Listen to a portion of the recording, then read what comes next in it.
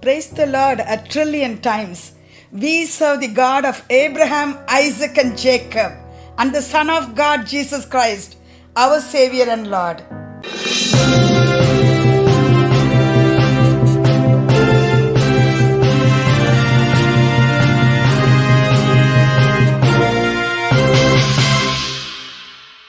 This is Dr. Esther.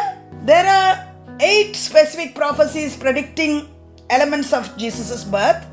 Let's see 3 more prophecies, how they are fulfilled in Christ Jesus in the New Testament. Number 4 prophecy is, the scepter will come through Judah.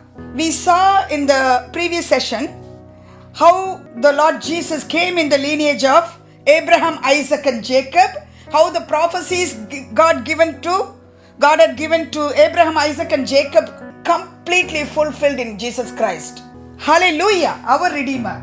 So number 4 prophecy is, the scepter will come through Judah, who's Jacob's son. It's given in Genesis 49. The scepter will not depart from Judah, nor the ruler's staff from between his feet, until he to whom it belongs shall come, and the obedience of the nations shall be his. Hallelujah. Genesis 49:10.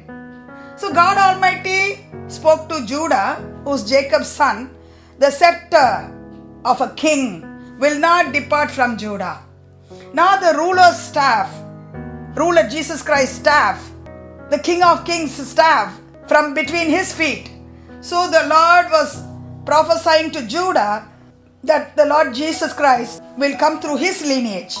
The Lord says, until he, Jesus Christ, to whom it belongs, shall come, and the obedience of the nations of this world shall be his.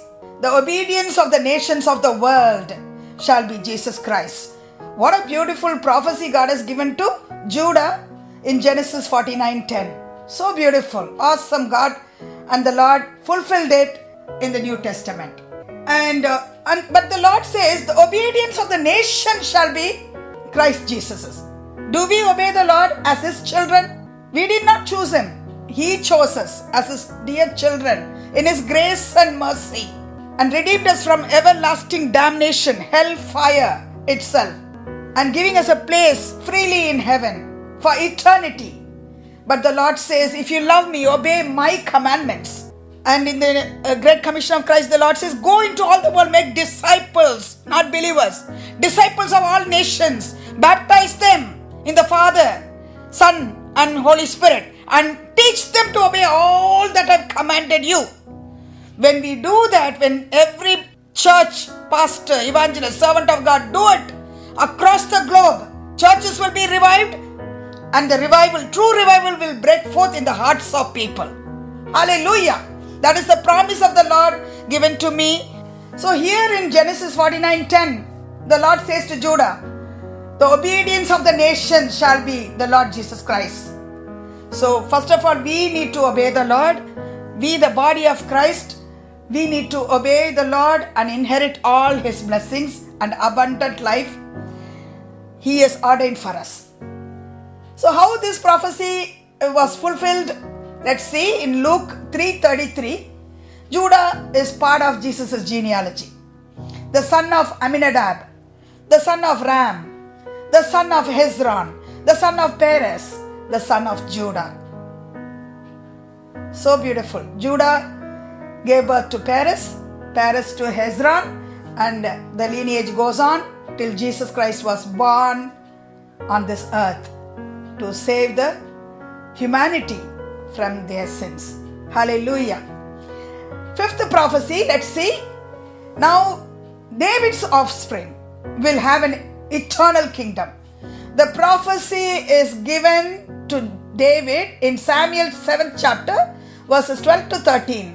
The Lord says to David, when your days are over on earth and you rest with your ancestors, I will raise up your offspring, Solomon, to succeed you, your own flesh and blood, and I will establish his kingdom, Solomon's kingdom on the earth, in Israel.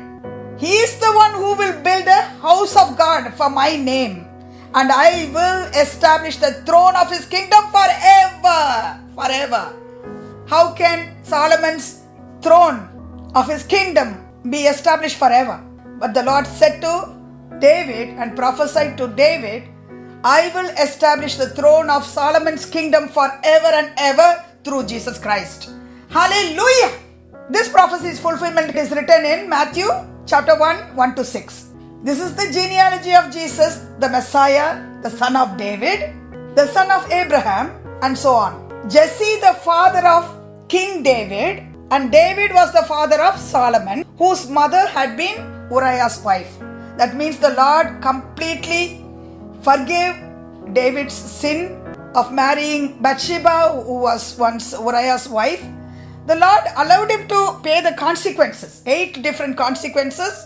3 of his sons died because of his adultery with Uriah's wife Bathsheba, but the Lord forgave him completely, that he chose their son Bathsheba and David's son Solomon to rule Israel as the next king after David. And through Solomon, the Lord brought Jesus Christ as the King of Kings, King of all kings and the Lord of all lords. He is the Alpha and Omega. Jesus Christ is the Alpha and Omega. He is the beginning and the end. He is the first and the last. And He dwells inside of us. Hallelujah.